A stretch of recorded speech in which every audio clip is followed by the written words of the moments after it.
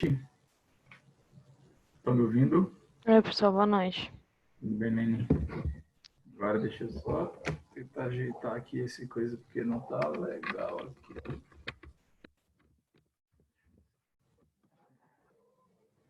Esse negócio aqui do meu pescoço que tá todo enrolado. Tá, beleza, então. Então tem Lene, Thiago e Luan. Beleza. Luan e Thiago estão me ouvindo? Sim? Dá um joinha aí. Aí, beleza. Boa noite, Luan, boa noite. Qualquer coisa, Thiago, dá um joinha aí só para saber que você está me ouvindo aí, beleza? Deixa eu compartilhar então aqui, gente, a minha tela com vocês. Boa noite, professor. Oi. Diga. Quem fala? Quem fala? Thiago. Ah, Thiago, aí, mano, tudo bem? Tudo bom, professor? Boa noite. Boa noite, graças a Deus. Então, vamos lá, então. Senhores, nós estamos estudando comportamento do consumidor. É uma disciplina de 35 horas, a gente já chega hoje à metade do nosso tempo. E hoje eu vou falar de uma coisa que eu acho bem interessante, espero que vocês achem também. Na verdade, na semana passada eu havia dito que a gente ia falar sobre a questão de personalidade da marca e tudo, né? Mas a gente não vai falar disso. Possivelmente eu vou passar para vocês fazerem uma pesquisa sobre isso. Hoje eu queria falar sobre um outro assunto relacionado ao comportamento do consumidor, que tem algumas coisas bem legais para a gente aprender, tá? Primeiro eu queria mostrar para vocês isso daqui. Isso daqui é um anúncio de uma marca de cerveja de 1967. É americano, né? Podia pegar exemplo brasileiro, mas eu acabei pegando esse exemplo aqui mesmo de uma cerveja chamada, não sei se é Gablinger, enfim, não sei como é que pronuncia o certo nome dessa cerveja. Mas ela surgiu com a proposta de ser uma cerveja diet. Ou seja, a ideia era que a galera que ia poder, né, encher a cara sem engordar, sem ganhar peso, né? E aí eles saíram, né, com essa propaganda, porém o negócio não deu muito certo, né? Foi um fiasco. Deixa eu ver quem está comentando aqui. É tipo Coca-Cola Diet, né? Faz uma promessa, mas assim, na verdade, era um produto até interessante para quem consome cerveja, né? Só que não funcionou, cara. E a gente vai já entender por que não funcionou. 5 anos depois, surgiu essa outra cerveja aqui, ó, chamada Miller Lite. Esse light aqui é uma forma dos americanos utilizarem para light de light mesmo, né? Assim, né? Light. E essa cerveja, cara, ela fez maior sucesso. E é interessante porque, assim, se você fosse analisar, ambas elas eram muito similares em termos de propostas. Só que a Gablingers, ela veio com a proposta de, olha, você vai beber, vai encher a cara e não vai engordar. Só que a galera que bebe não está muito preocupada se vai ganhar peso ou não, né? A galera bebe porque se amarra em beber. A Miller, ela veio com a proposta de, olha, você vai beber mais sem perceber. Ou seja, você vai consumir mais parecendo menos. Então, você vai poder beber bastante e nem vai perceber que está bebendo tanto. Ou seja, e a galera era o que a galera queria, né? Beber mais mesmo, encher a cara e sem sentir esse peso todo aí de cansar, de se encher rápido, né? Apesar de que quem bebe, meu amigo, bebe até não sei para onde vai tanta bebida. Qual é a diferença na cabeça de vocês para essa? Eu queria que vocês me respondessem. Por que vocês acham que duas cervejas que tinham propostas similares tiveram resultados diferentes junto com o consumidor? Alguma ideia, por favor? Pode falar aí a sua opinião. E o que a gente, se for uma coisa engraçada, a gente ri, fica por aqui, pede para o professor Matheus editar. o Luan está dizendo que foram épocas diferentes, abordagens diferentes. Tá? Como assim abordagem diferente, Luan? Explica melhor. A época é diferente, vamos, assim, foi por diferença de tempo é pequena, né? Helene, o que você acha, Helene? E Tiago, o que vocês pensam? Gostaria de ouvi-lo, gente. Professor, o áudio está travando muito, então tem umas partes que eu não consigo entender o que o senhor fala. Ah, é? Eu só sei que tem uma pergunta aí no ar. Aconteceu isso também com o teu agora. Não sei, deixa eu tirar aqui o fone. Não, acho que obviamente não deve ter nada a ver, deve ser conexão. Vocês estão me ouvindo bem assim? Tá, né? Tiago, o que você acha, Tiago? Você ouviu aí a explicação que eu dei, né? Duas cervejas com propostas semelhantes, mas tiveram um resultado bem diferente. Tanto é que depois da Miller Lite surgiram várias outras cervejas light. E aí, Tiago, o que você acha que motivou isso? O design da segunda é interessante. Pode ser que tenha alguma coisa a ver. Mas vamos lá, para adiantar, né, para a gente seguir aqui tranquilo, basicamente, segundo os estudiosos, o que houve de diferença foi uma questão chamada de percepção do consumidor. As duas cervejas tinham propostas semelhantes, as duas cervejas possivelmente tinham características químicas muito próximas. A questão é a abordagem, como o Luan disse aí, né? A primeira chegou, o pessoal, né, que bebe não está muito preocupado se vai ganhar peso ou não. A segunda chegou com a ideia de, olha, você vai consumir mais parecendo menos. Para o consumidor que bebe, isso pareceu algo bom. Ou seja, o problema aí está na percepção que as pessoas têm de um produto. E gente, guardem essa palavra aqui, isso aqui, ó, é fundamental para a sua vida, quando você for fazer uma palestra. Sabe aquela ideia de a primeira impressão é que fica? Tem um pouco a ver com isso daqui. Tá? Mas não somente. Tá? Tem teorias por trás disso aqui. Isso aqui não é à toa. Possivelmente a Miller, vendo onde a Geblinger fracassou, eles puderam trabalhar em cima. Né? Então, essa é a nossa aula de hoje. Ó. Percepção do consumidor. Tá bom? Essa é a nossa aula. Aqui a gente está no nosso nono encontro. E aí o que acontece é o seguinte, ó, segundo os estudiosos do comportamento humano, eu coloquei essa imagem aqui de realidade virtual, porque muitas vezes as pessoas se comportam não com base na realidade objetiva, ou seja, aquilo que de fato é, mas na forma com que percebem essa realidade. Ou seja, é aquela ideia bem assim. Não sei se vocês já viram, eu devia ter separado essa imagem. Aparece, algumas pessoas viram uma foto do príncipe William, eu acho, tipo, dando um cotoco, né? Parecia um cotoco. Quando eu olhava de lado, na verdade, ele estava fazendo outro gesto. Ou seja, as pessoas, elas se valem da percepção que elas têm da realidade, muito mais do que da realidade objetiva. Por que isso é importante para o marketing? Por que isso é importante para a gente entender o comportamento do consumidor? Porque é aí que você vai trabalhar a imagem da sua empresa. Vai trabalhar em cima da percepção das pessoas. O seu produto, o que é isso? O produto pode ser maravilhoso. O produto pode ser o melhor produto do mundo. Se ele não souber falar a linguagem que vai atrair as sensações, que vai permitir muitas sensações diferentes para o consumidor, não vai adiantar de nada. É igual a questão lá das cervejas. Talvez quimicamente muito, muito parecidas, eu não sei o sabor, também não é a minha praia. Mas a questão é como foi trabalhada a percepção do consumidor. Percebe? Então, isso aqui, guardem essa imagem aí. É um cara aí com um óculos de realidade virtual. Nem sempre é a realidade objetiva que vai determinar o consumo de um produto, mas aquilo que o consumidor acha dele. por exemplo, vamos lá, se a gente fosse pensar assim, você acha que a marca de sabão Omo é uma boa marca?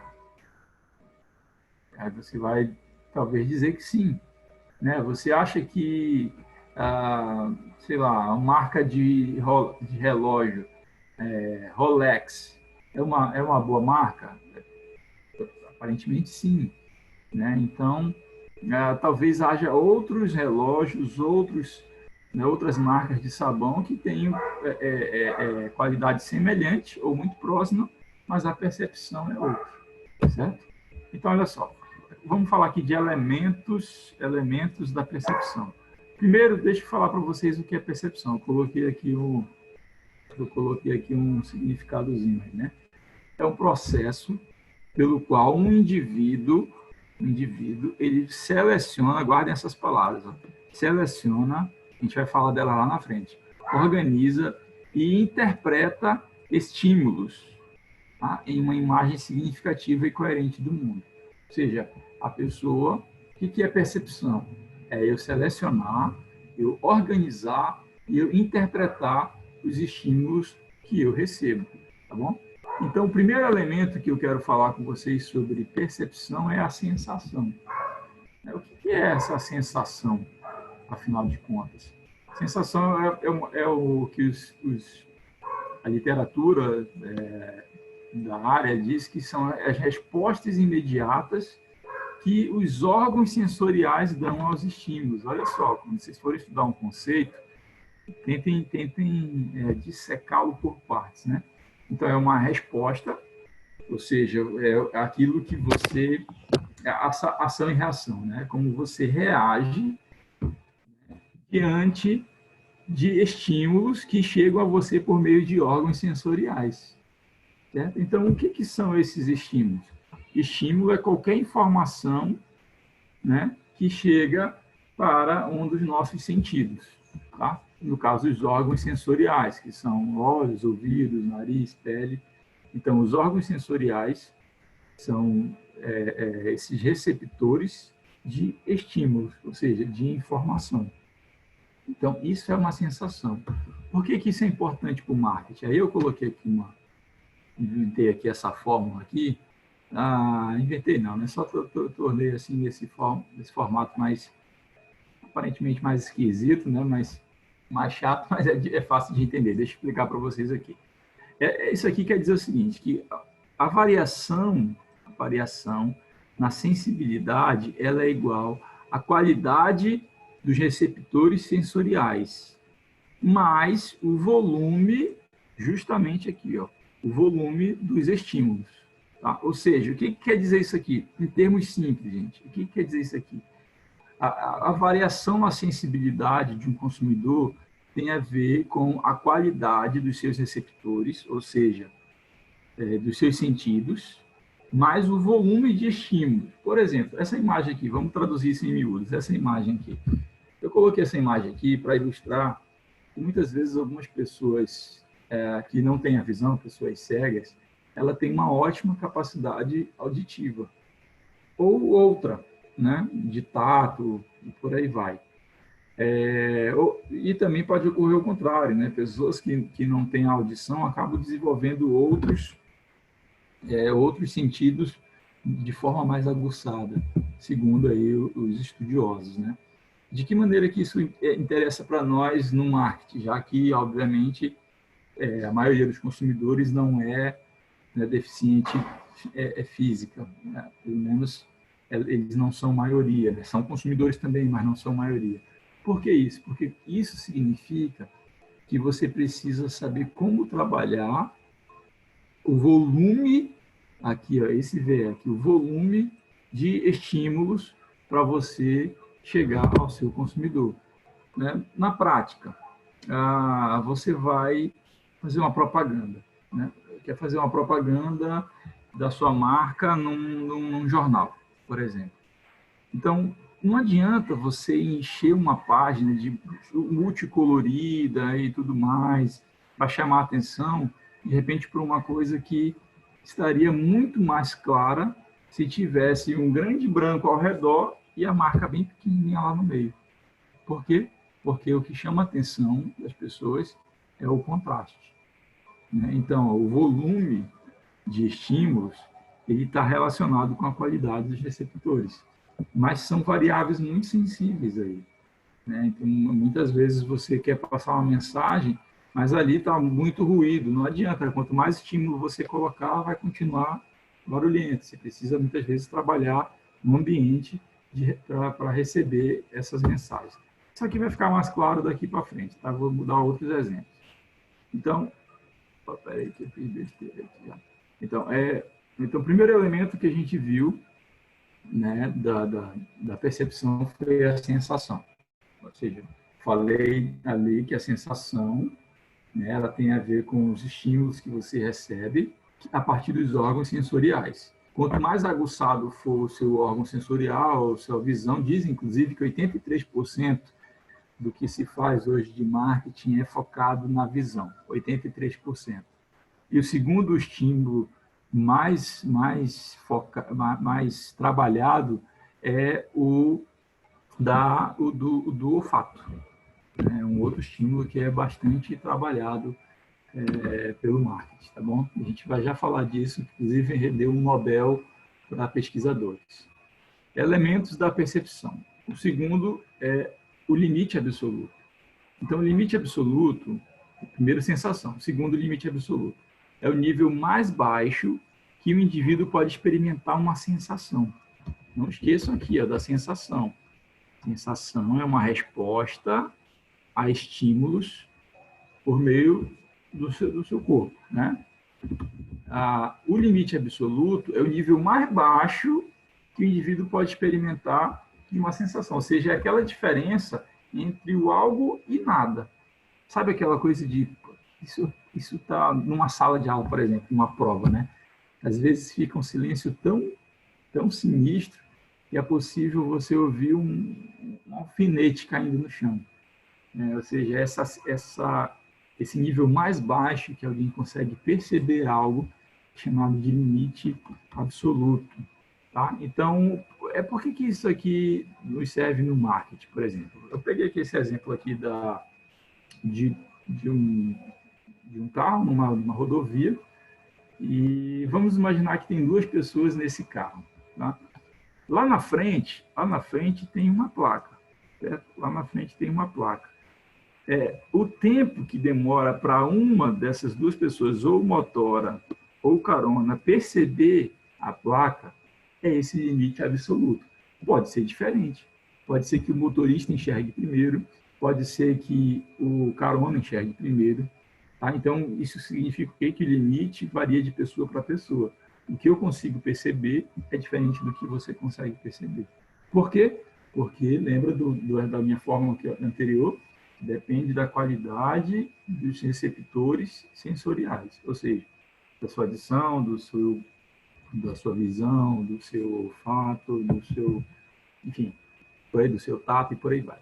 Aí, olha só como isso é legal, isso aqui para o marketing. Então, você sabe que o limite absoluto é essa diferença mínima entre algo e nada. Né? Quando estava essa placa lá longe, o cara não percebia nada. À medida que a placa foi se aproximando, né, ficou mais fácil de ver. Só que imagina que ele vai passando por essa rodovia e tem mais e mais placas. Mais e mais placas. O que acontece numa situação dessa? A primeira placa que ele enxergou, ele prestou atenção. À medida que vai tendo mais e mais placas, ele vai ficando indiferente. Ele não vai mais prestando tanta atenção. Imagina, tem uma placa X, uma placa Y, uma placa Z, uma placa alfa, uma placa beta. Tem uma hora que é tanta placa que está tanto estímulo chegando até ele, tanto volume de estímulo, lembra do VE, que não vai fazer muita diferença para ele. Porque existe uma questão chamada adaptação sensorial. Essa adaptação sensorial, ela funciona assim. Ó, eu morei durante 18 anos ali na Vila Amazonas, ali entre o Vieira Alves e o Eldorado. E ali próximo tem uma área de igarapé, né? E quando eu era criança, tinha amigos que moravam para lá e a gente às vezes acabava indo, né, para esse lugar. E eu percebia que tinha assim um cheiro muito forte. E eu ficava me perguntando, poxa, mas será que as pessoas não percebem que tem um cheiro forte aqui, né, que um cheiro ruim, né?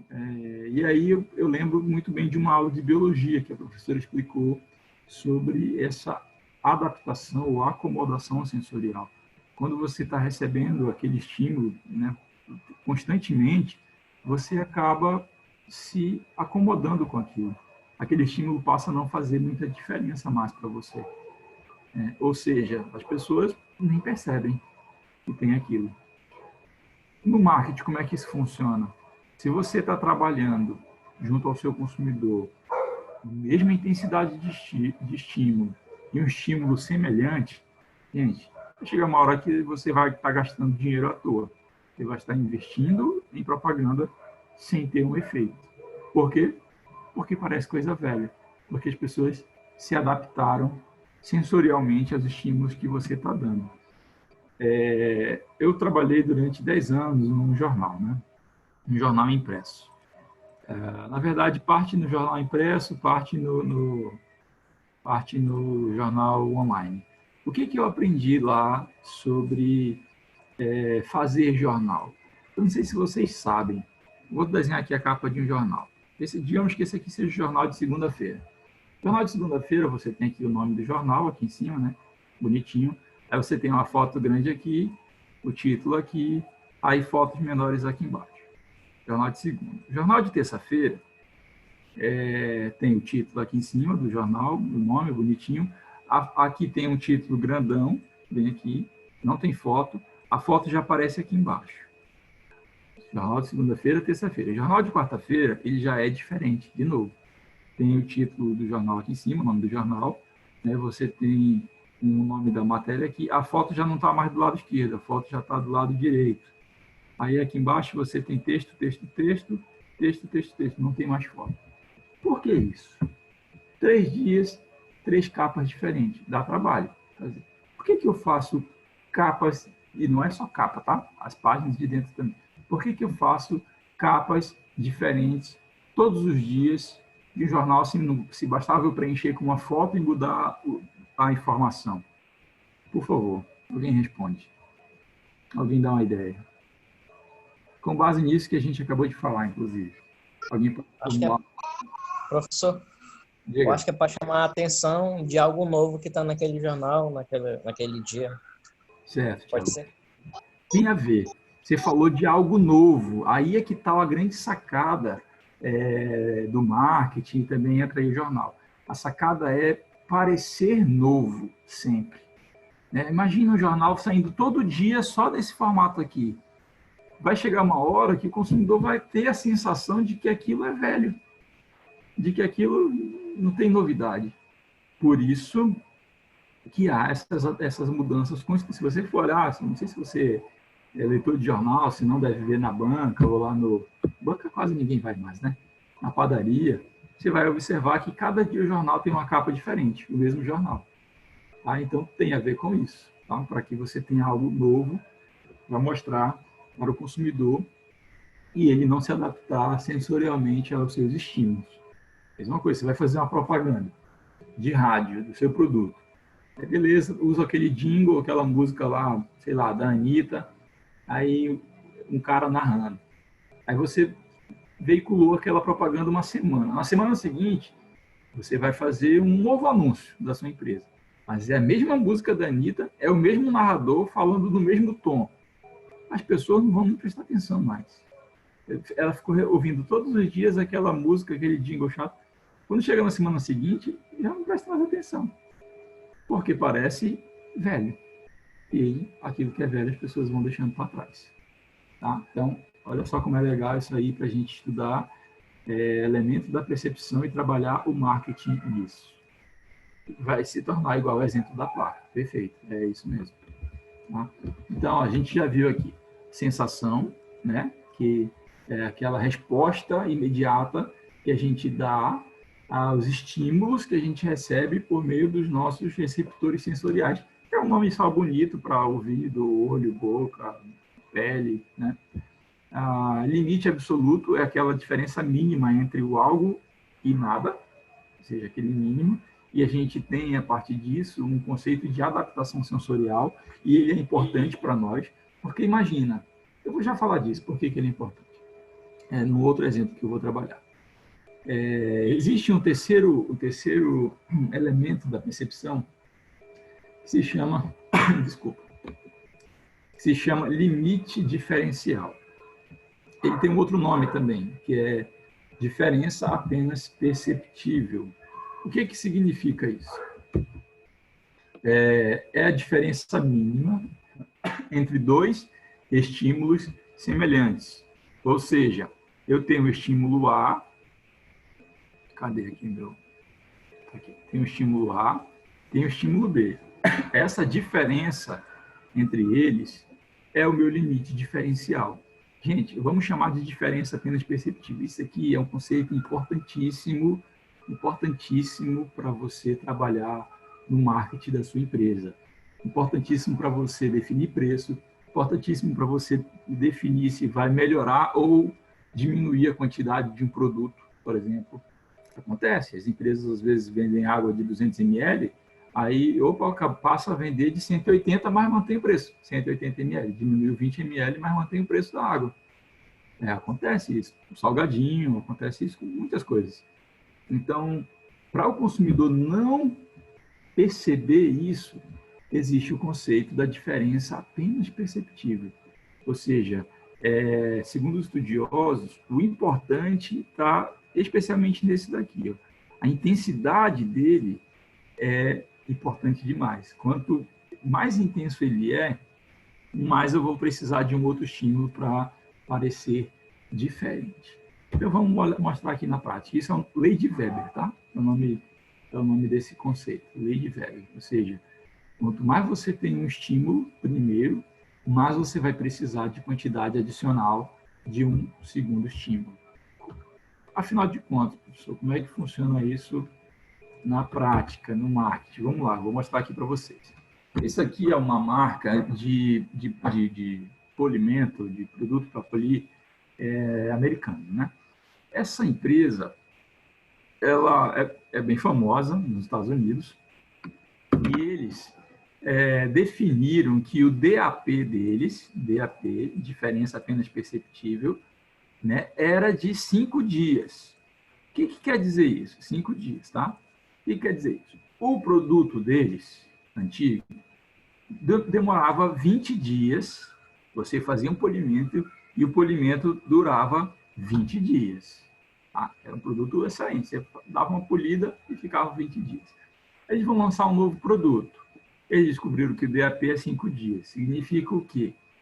Que o novo produto deles, para o consumidor perceber que é um bom produto, tem que ser, no mínimo, de 25 dias.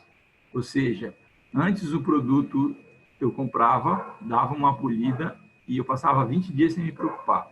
Com esse novo produto, eu vou demorar 25 dias agora. Então, opa, beleza. Vou pagar um pouquinho mais, mas vou ter um bom benefício. Para que isso serve, professor? O DAP é 5. Se o meu produto que eu desenvolvesse fosse 23 dias, não ia valer a pena para o consumidor. Ele ia preferir continuar comprando esse. Ia ficar chateado se esse saísse de linha para passar para comprar um, que é produto novo, acaba se tornando mais caro, por uma diferença de 3 dias só. Para o consumidor não ia fazer diferença.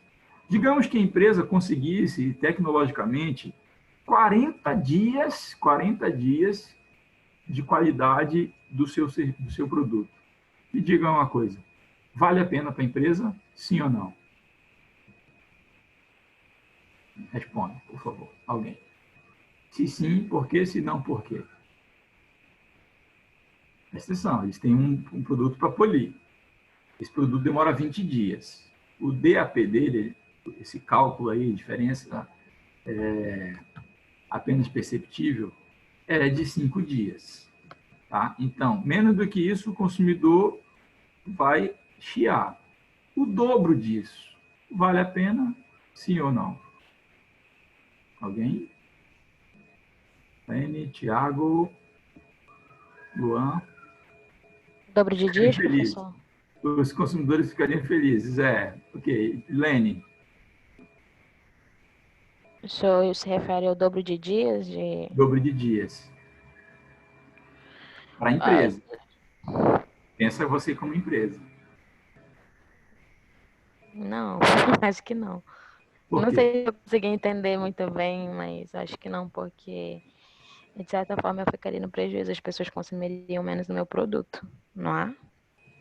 Tem a ver. Tem a ver. Preste atenção. Diferença apenas perceptível é assim. Deixa eu explicar. Pegando esse produto aí. Vou explicar de novo, né? Tá aqui o produto de polir. Beleza, eu comprei, fui lá no supermercado, lockdown, vou polir as coisas aqui em casa. Eu vou dar uma polida, vai demorar 20 dias. Beleza. Aí eu sou o dono da empresa. Pô, estou vendendo um produto de 20 dias. Mas eu estou tentando melhorar o meu negócio, porque eu sou uma marca boa, famosa, quero vender produtos de mais qualidade até para eu cobrar mais.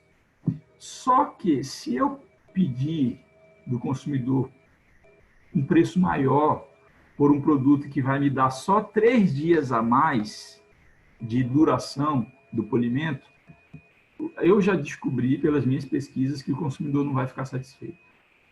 Se for 40 dias, o consumidor vai ficar muito satisfeito. Porém, é exagero, porque a diferença apenas perceptível é de 5 dias. O que isso significa? Que se eu fizer um produto que dure apenas 5 dias a mais de polimento, o consumidor já vai aceitar pagar por ele. 40 dias significa que o consumidor vai demorar mais para comprar o meu produto de novo. Menos vezes Foi isso ele que eu vai à loja. pensei. Foi isso que eu pensei. Exatamente. Por isso que vocês precisam dominar esse conceito de diferença apenas perceptível. Por quê? Você tem um produto, digamos que a Lene, né, ela estava com a ideia de fazer produtos para casamento, né? Uma loja. Você vai lançar um novo vestido, com penduricais e tal, blá, blá.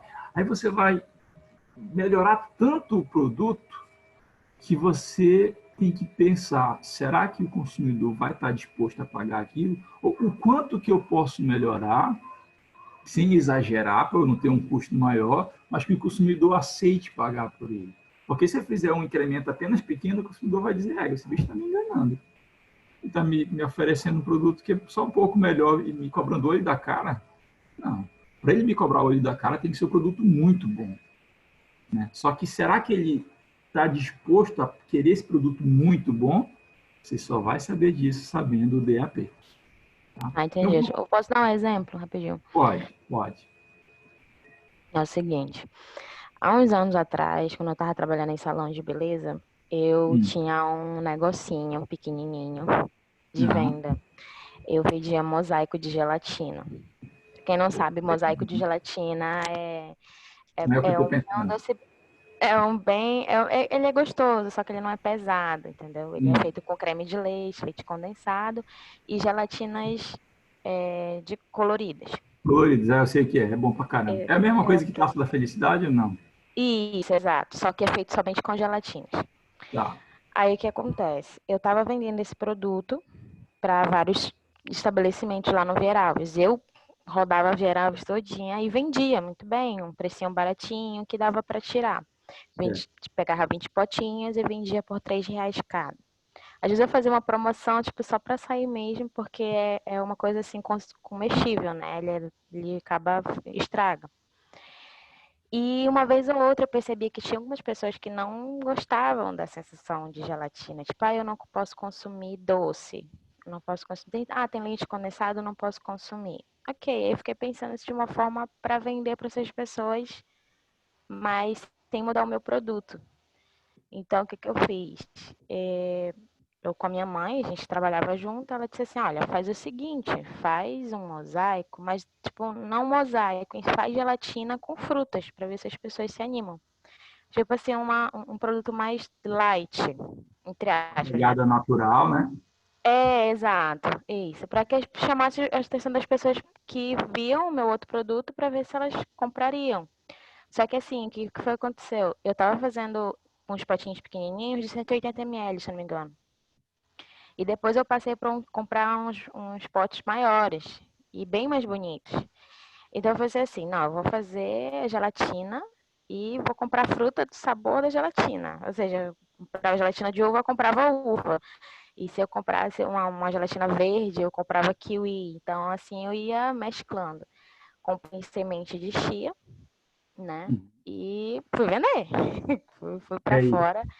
E as pessoas começaram a perceber, tipo, olha, esse aqui parece ser mais saudável, né? Poxa, legal.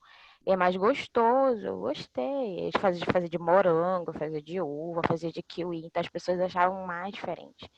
Então Oh, começaram a comprar, as pessoas que gostavam do meu docinho já, né, compravam, mas, pô, o que que é isso aqui? Tá diferente, não é a mesma uhum. coisa. Então eu percebi assim que chamou a atenção. Eu tentei atender uma demanda de clientes, mas eu também, a outra parte ficou curiosa para saber o que que era, porque não era a mesma coisa, só tinha uma cor.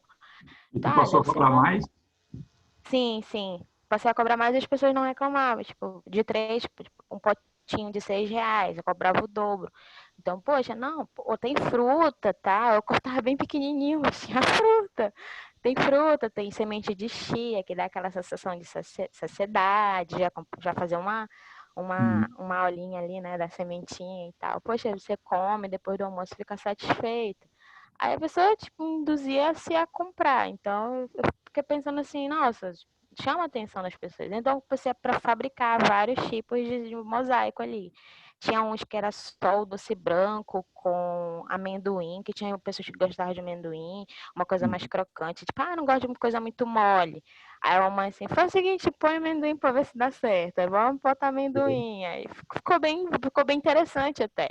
Aí ficava testando um monte de docinho aqui em casa. Então, assim, você falando assim, eu me lembro dessa experiência que eu tive, das pessoas terem percebido que era algo diferente, que era algo mais saudável e que valia a pena pagar o dobro do potinho. Exato. Perfeito, Lene. Esse exemplo aí é sensacional e que é legal que vocês acabaram fazendo isso de forma assim, é, é, intuitivamente, Foi né? bem intuitivo, Foi exatamente. intuitivo. Pois é, isso que vocês fizeram tem a ver com o DAP, né? Só que aí você precisa calcular o quanto que tu vai colocar, investir a mais de fruta para que tu tenha um lucro, né? E não fique um lucro um lucro bom e não fique assim gastando em excesso, mantendo a tua margem de lucro. Se tu está trazendo um produto com valor agregado, esse é o nome que os economistas gostam de utilizar, né? Então você acaba podendo cobrar mais por ele, né? Então, pelo Sim, menos sim. aumentar a sua margem de lucro. Então aí precisa Uhum. do estudo para isso. O Luan citou aí a questão do refri em lata, diminuir a quantidade e manter o preço. Exatamente isso, Luan. Quando se diminui a quantidade em ml do refri, mas mantém o preço, isso é o que? É o DAP dizendo você pode mudar o preço ou a quantidade um pouquinho abaixo do DAP que o consumidor não vai reclamar. Então, percebe o DAP? Você precisa trabalhar um pouquinho abaixo ou um pouquinho acima dele. Um pouquinho abaixo, a questão do preço, por exemplo. Eu vou piorar a qualidade do meu produto, digamos assim, né? Eu vou diminuir a quantidade. Estou piorando, né? Porém, é uma diferença pouquinha. Eu estou mantendo ali ainda a embalagem, eu estou mantendo a propaganda, então o consumidor não vai reclamar. Um pouquinho acima eu vou cobrar mais, porém eu preciso também investir numa mudança do meu produto, como a Lene fez, sem que os gastos não sejam excessivos. Isso, a Lene estava falando, foi interessante porque eu trouxe o exemplo aqui da Subway, né? O que a Subway faz, gente? Ela vende sanduíche com a proposta de ser uma pegada mais saudável, mas, gente, é sanduíche. Então, as pessoas, o que é? A indústria alimentícia se rebola para vender para as pessoas um produto que pareça mais saudável, ou que até seja um pouco mais, que estejam dispostas a pagar por ela, mas que o sabor não seja muito diferente. E quem come sanduíche gosta da gordura, né? Gosta da fritura e tal. Quem é que vai comer sanduíche para né, sentir gosto de fruta? Né? Não vai, senão o cara não vai no sanduíche, não vai no podrão, né? Então, qual é essa ideia? Você vende uma coisa que ela tem uma pegada um pouco ali natural, mas não deixa de ser um sanduíche. Então, é trabalhado o DAP em cima disso também. Tá? Então, olha só, aplicações do DAP, né, no dia a dia das empresas. Eu coloquei aqui que o DAP, para que ele é aplicado? Né? Para que as modificações negativas, aquela quantidade de ml do refri, né, não sejam prontamente perceptíveis para o público. São duas, tá? Essa aqui é a primeira aplicação. Para que elas não sejam prontamente perceptíveis para o público. Tá? Então, vou dar um exemplo aqui recente agora da Apple. Tá? A Apple lançou esse celular aqui. Esse celular aqui é o iPhone SE. Esse iPhone SE, ele é o mais recente da empresa, tá? Esse aqui, ele veio inclusive depois do iPhone 11. Esse aqui é o iPhone XR, anterior ao 11. Olha só como é que são as coisas. Esse telefone aqui, ele tem uma cara de muito mais moderno, né? A tela é maior, você tem bordas mínimas, você não tem o queixo, né? Você não tem a testa aqui em cima que esse aqui tem. Esse telefone aqui, ele é a cara do iPhone 8, de um telefone que já até está saindo, já saiu de linha agora com a chegada desse. Qual é, então, a sacada da Apple para lançar um produto com cara de velho e ainda assim atrair as pessoas? Tem a ver, gente, com diferença, esse nosso DAP, uma diferença apenas perceptível. Qual é a sacada deles? Por dentro desse aparelho, você tem o chip, que é o do iPhone 11, que é mais poderoso que esse daqui.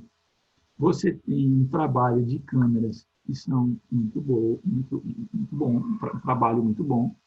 Né? Você tem questões internas dele que são atrativas para o consumidor. E o preço é menor do que os telefones mais caros. A ideia de ser um iPhone baratinho.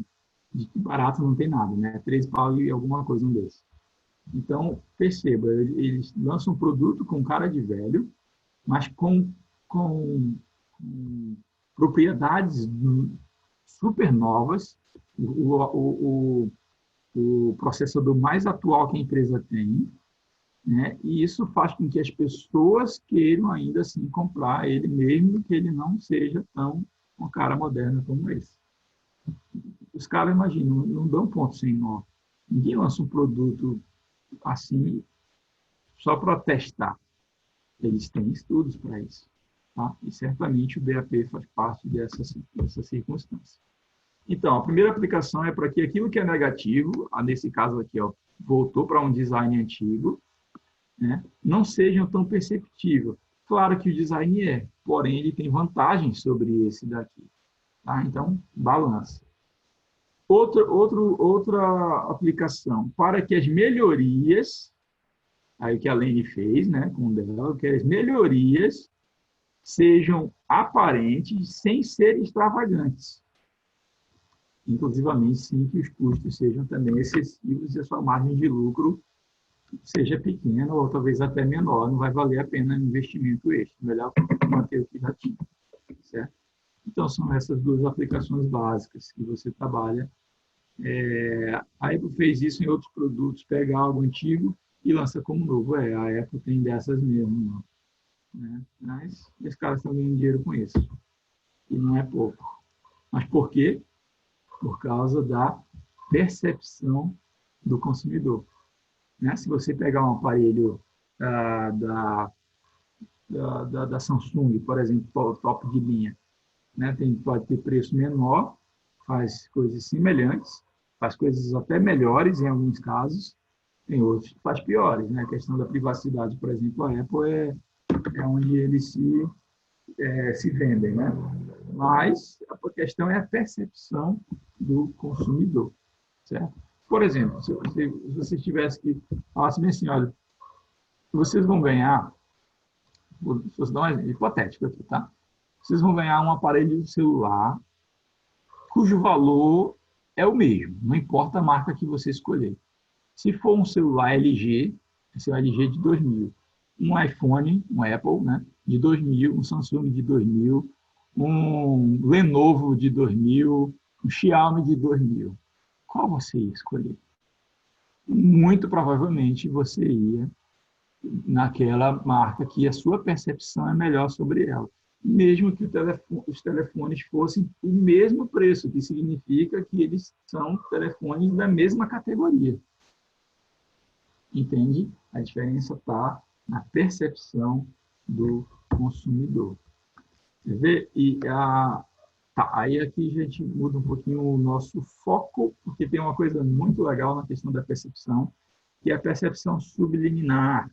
Acredito que vocês já devem ter ouvido falar nas mensagens subliminares, né? E aí o pessoal que gosta das teorias da conspiração, com certeza já ouviram falar. As mensagens subliminares são aquelas que são percebidas abaixo do nosso limiar, né, de sensorial. Ou seja, eu não estou nem me dando conta que ela está ali, mas alguma célula minha está captando aquela mensagem. Em 1917, já tinha estudiosos fazendo esse tipo de pesquisa, né? Inclusive, uma das pesquisas que fizeram, eles desenharam pássaros e uma cobra no meio, né, entre os pássaros. Assim, mostravam rapidamente, mas imagens bem rapidamente. As pessoas nem se davam conta. Aí, perguntam, você viu tal coisa? Não vi. Depois, pediram para as pessoas fazerem um desenho. E o desenho que elas faziam era semelhante àqueles que havia sido exposto numa velocidade muito rápida. O caso mais famoso que tem, talvez, seja de 1957, em Nova Jersey, em que, no cinema, durante a exibição do filme, durante 2 semanas, pelo menos, não lembro se foram 2 semanas, eu sei que o resultado foi de 2 semanas. Durante a exibição dos filmes, apareceu mensagens assim, rapidinho, né? Coma pipoca, beba Coca-Cola. Que, segundo os relatos, o consumo de pipoca em 2 semanas aumentou 58%. E o de Coca-Cola aumentou 18%. Isso procede? Isso é fato? Isso é consolidado? Não é consolidado. Depois se descobriu que, na verdade, esses resultados não eram bem esses. E se descobriu também que, por mais que a mensagem subliminar, no caso de beba, né, Coca-Cola, te dê mais sede, mas não necessariamente se reflete na compra da Coca-Cola. Tá? Mas fato é que as mensagens subliminares, as percepções subliminares, elas têm sido estudadas. Alguns dizem que elas são utilizadas, porém, por uma questão ética, acabam não falando muito dela, mas é algo a se estudar. Né? Nesse caso aqui, eu trouxe 2 exemplos apenas, tem muito, gente, tem muito. Se eu for pesquisar mensagens subliminares em filmes, tem centenas. Esse aqui é o exemplo da Pequena Sereia, né, que tem aqui no cartaz deles, aqui nesse castelo aqui, tem aqui uma ereção, né, aqui no castelo. Será que é forçação de barra do pessoal? Será que estão enxergando chifre em cabeça de cavalo? Bom, alguns dizem que não, que realmente há aí uma mensagem subliminar para perverter as crianças. Né? Outros dizem que, na verdade, isso daí não faz sentido. Essa imagem aqui, por exemplo, eu peguei essa daqui porque ela é bem não sei quantos já viram, né? Essa aqui do Rei Leão. Aqui, aparentemente, não tem nada demais. Segundo o pessoal aí que é adepto das mensagens subliminares, eles veem aqui, na verdade, uma mulher. A silhueta de uma mulher que está de biquíni. Né? Aqui está só de calcinha. Aqui, né? Então, procede. Bom, essas aqui que eu peguei são talvez mais sutis, mas tem algumas que realmente você fica pensando, nossa, isso aqui é bem exagerado, né? Isso aqui, e não é só de filme, tá? Você tem muitas outras áreas que você tem essa questão da mensagem subliminar.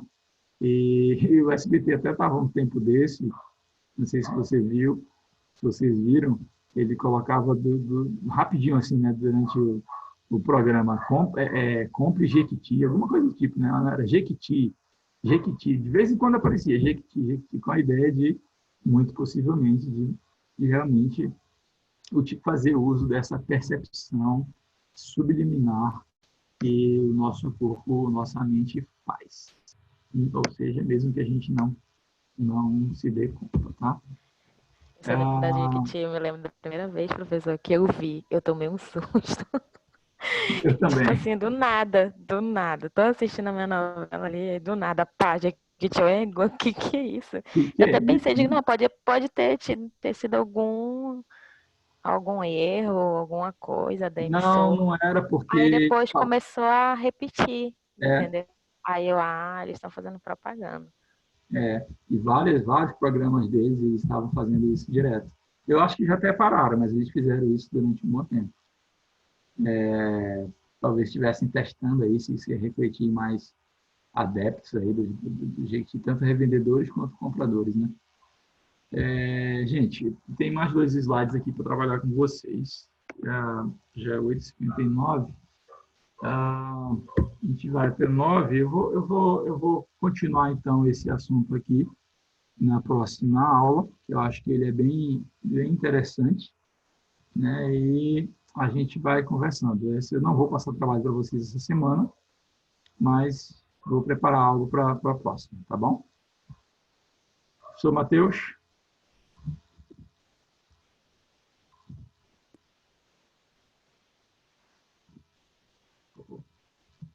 Tudo Olá, bom, olá. professor? Tudo bem? A gente finaliza aqui, então, a aula de hoje. Perfeito. Professor, eu queria só ressaltar a questão da entrega do trabalho da última aula, o prazo, lembra que a gente tinha conversado? Vai ficar o prazo para a próxima aula mesmo, né? Isso, é o seguinte, pessoal, o último trabalho que eu passei, vocês entreguem na próxima aula, até a próxima aula, e daqui para frente a gente vai combinar assim. As nossas atividades, elas tem prazo de uma semana para serem entregues. A não ser que eu fale o contrário, né? Não, isso daqui vai demorar 2, mas dificilmente eu vou fazer isso. Até porque a nossa proposta desde o início era fazer trabalhos praticamente em todas as aulas para que vocês tivessem mais trabalho, porém menos pressão de uma prova, né? E isso já estaria ajudando vocês a massificarem aquilo que nós estamos estudando juntos. Percebi 2 coisas, tá? Uma que tem algumas pessoas que não entregaram os 2 últimos trabalhos, tem bastante gente. E outra coisa que eu percebi, gente, tem alunos que estão dando respostas semelhantes ao do colega. Aí não dá, eu vou dar uma nota baixa, não vai ter como, não tem desculpa, tá? Se eu estou lendo impossível, não vou dizer impossível, mas é muito pouco provável de 2 pessoas utilizarem as mesmas palavras para darem uma resposta para uma pergunta. As mesmas palavras, com a mesma vírgula, com o mesmo erro de acentuação, não dá, tá bom? Então, muita atenção com essas 2 questões. A não entrega do trabalho e a cola. Isso é cola. Tá bom? Perfeito, professor. Total apoio aí. Realmente foi elevado o número de respostas similares em todas as disciplinas, infelizmente. A gente vai ter que mapear isso daí. Valeu, professor. Tá bom. Boa noite. Até a Boa noite, próxima aí. gente. Obrigado, gente. Obrigada, Abraço para todo professor. mundo. Boa noite para todo mundo. Tchau, tchau. Boa noite. Tchau.